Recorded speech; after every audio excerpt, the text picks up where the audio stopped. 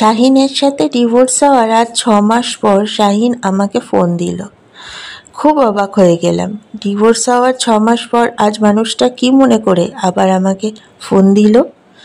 কিন্তু একটু আনন্দিতও হলাম এই ভেবে যে অনেক দিন পর আবার মানুষটার সাথে একটু কথা বলতে পারবো। আচমকা হয়ে ফোনটা ধরলাম। হ্যালো।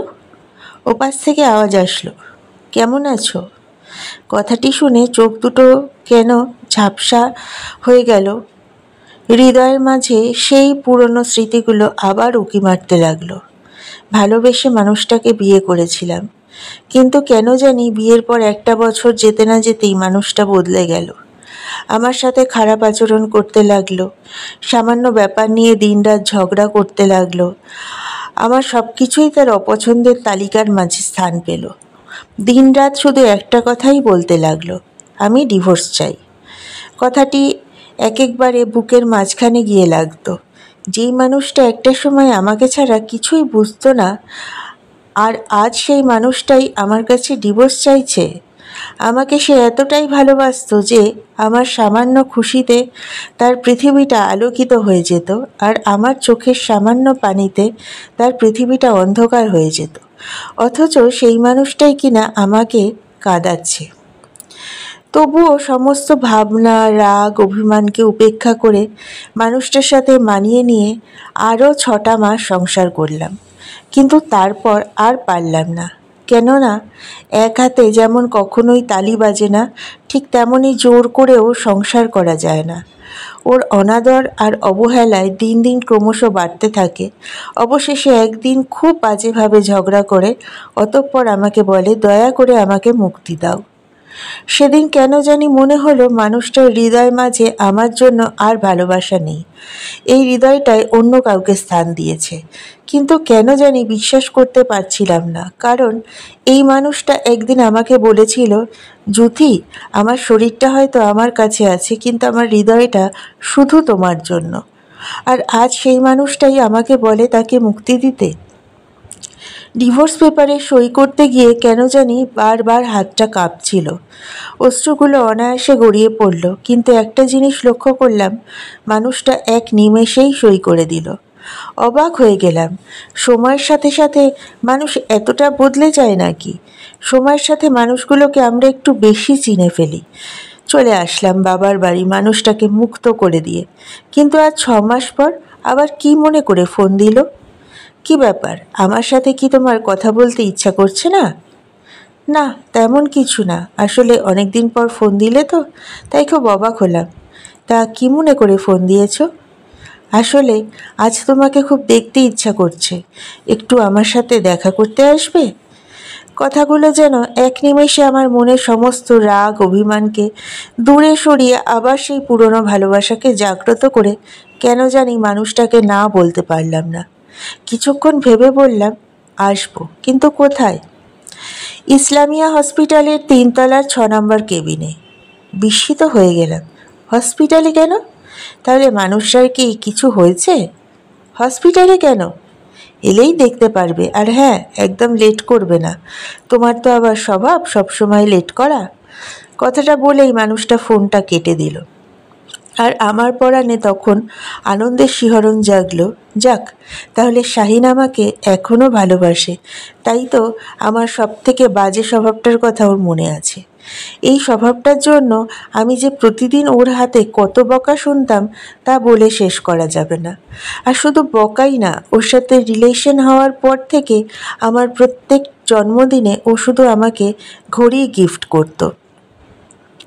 কিন্তু আজ লেট করা যাবে না। খুব তাড়াহুড়োর সহিত ওর পছন্দের নীল শাড়িটা পরলাম, চোখে একটু কাজল দিলাম, ঠোঁটটাকে রক্তজবা করে অতঃপর খোঁপায় একগুচ্ছ ফুল লাগালাম।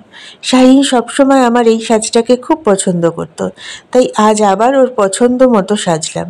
ও খুব পায়েস পছন্দ করে, তাই ডিভোর্স হওয়ার পর ও প্রতিদিন আমি নিজে হাতে পায়েস রান্না করে রেখে দিতাম এই ভেবে যে কোনো এক প্রয়োজনে হয়তো মানুষটি একদিন আমার নিকটে আসবে, আর আমি তার পছন্দের খাবারটা তাকে দিয়ে বিনিময়ে তার মুখে একটু মলিন মাখা হাসি দেখব। প্রতিদিনকার মতো আজও পায়েস রান্না করেছিলাম। অতঃপর পায়েসটাকে নিয়ে খুব দ্রুততার সাথে ঘর থেকে বের হয়ে গেলাম। ঘড়ির কাঁটার সাথে পা মিলিয়ে আর চলতে থাকলাম। একটা সিএনজিতে উঠলাম। ঘড়ির কাঁটাটা আজ মনে হচ্ছে একটু তাড়াতাড়ি ঘুরছে, কিন্তু আমার পথ চলাটা যেন শেষ হচ্ছে না। হঠাৎ করে রাস্তায় জ্যামে আটকে গেলাম। না, আজ লেট করব না। সিএনজি থেকে নেমেই হাঁটতে লাগলাম। অবশেষে হসপিটালে পৌঁছলাম। 3তলা 6 নম্বর কেবিনে গিয়ে অগ্রসর হতে লাগলাম। কিন্তু যতই যাচ্ছি তত ভয় যেন আমাকে কামড়ে ধরছে, এই ভেবে যে ওর কিছু হলো না তো। অবশেষে কেবিনে গিয়ে পৌঁছলাম, কিন্তু কেবিনে গিয়ে দেখলাম আমার শাশুড়ি একপাশে বসে কান্না করছে, আর ফারহান অর্থাৎ আমার দেওর আমার দিকে তাকিয়ে কান্না করে দিয়েছে, কিন্তু শাহিনকে কোথাও দেখতে পেলাম না। হঠাৎ করে কেবিনের দিকে নজর পড়তেই দেখি শাহিন ঘুমিয়ে আছে একটা নিষ্পাপ শিশুর মতো। কিছু বুঝে ওঠার আগেই ফারহান আমাকে একটা চিঠি ধরিয়ে দিয়ে বলল, ভাবি, ভাইয়ার লেখা শেষ চিঠি।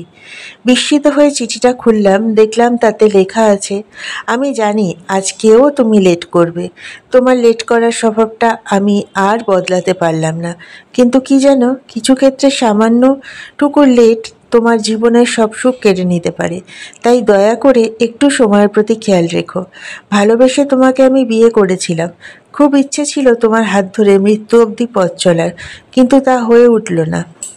কেননা বিয়ের 6 মাস পর আমি জানতে পারলাম আমার কিডনি দুটো ড্যামেজ হয়ে গেছে।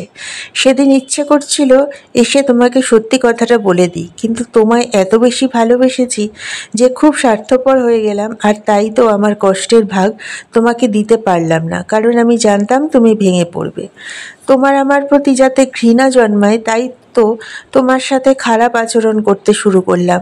তোমাকে নতুন জীবনের কামনা করেছি, তাই তো তোমার কাছ থেকে ডিভোর্স চেয়েছি, আর তোমায় এত বেশি ভালোবেসেছি যে আমার ইচ্ছে ছিল মৃত্যুর আগে তোমার মুখটা দেখে যেন মরতে পারি, কিন্তু তা আর হয়ে উঠল না। তুমি না আমাকে সবসময় বলতে আমি বদলে গেছি। আসলে কি জানো, মানুষ কখনোই বদলায় না, শুধু সময় এবং বাস্তবতার সাথে সাথে মানুষ বদলে যাওয়ার অভিনয় করে। নতুন করে জীবনটাকে শুরু করো, আর নিশ্চয়ই আজ তোমার জন্মদিনে জিনিসটা তুমি ভুলে গেছো। এটাও তোমার একটা বাজে স্বভাব। আমি তো আর তোমার সাথে থাকবো না, তাহলে এসব বাজে স্বভাব কে শুধরে দেবে তোমাকে? তাই নিজেকে একটু কেয়ার করো। তোমার জন্মদিনের গিফটটা আমার মাথার পাশে টেবিলে রাখা আছে, একটু কষ্ট করে নিয়ে নিও। ভালো থাকিস পাগলি, ইতি তোর পাগল। চিঠিটা পড়ে মনে হলো কেউ একজন যেন আমার বুকের মাঝখানে একটা তীর মেরে দিল। শাহিনের মুখের দিকে তাকিয়ে থাকলাম অনেকক্ষণ। তারপর ওর মাথার পাশে টেবিলের দিকে তাকিয়ে দেখলাম সেখানে একটা বক্স রাখা। বক্সটা হাতে নিয়ে খুলে দেখলাম সেই পুরনো গিফটটা, ঘড়ি। বাইরে তখন আকাশ কাঁদছিল, আর গিফটটা দেখে আমার মনের আকাশেও বৃষ্টি দেখা দিল। আর বারবার সুদূর থেকে সেই আওয়াজটা যেন আমার কানে ভেসে আসলো, ভালো থাকিস পাগলি, ইতি তোর পাগল।